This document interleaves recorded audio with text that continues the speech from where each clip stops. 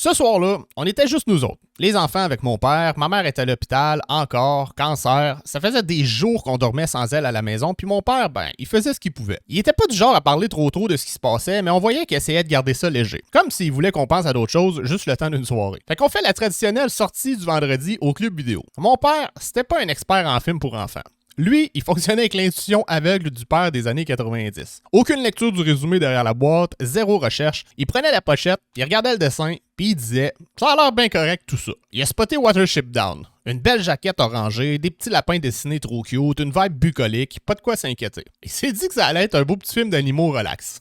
On était loin de se douter qu'on allait passer une des pires soirées traumatisantes de notre enfance. Dès le début du film, il y avait un malaise. Ça commençait avec un délire mystico-apocalyptique où des lapins hallucinés voient des rivières de sang puis un dieu lapin qui leur raconte leur futur infernal. Mon père, il était assis dans le fond du salon, dans sa chaise qui berçait, avec une Black Label entre les cuisses. Puis il a comme plissé les yeux en se disant « Mais coudonc, c'est-tu normal ce film-là? » Après, il y a eu des bulldozers qui écrasaient des lapins vivants. Il y a un lapin qui s'étouffe dans un collet pendant une éternité. Puis le chef dictateur, Wondward, qui est l'équivalent d'un méchant de film d'horreur mais en version lagomorphe. Puis tout est accompagné d'une musique qui a l'air d'avoir été composée pour nous donner des sueurs froides. Puis nous autres, on regardait ça en silence. On n'a jamais osé demander à mon père d'arrêter le film. Déjà, on savait que c'était un faux pas d'interrompre un film loué.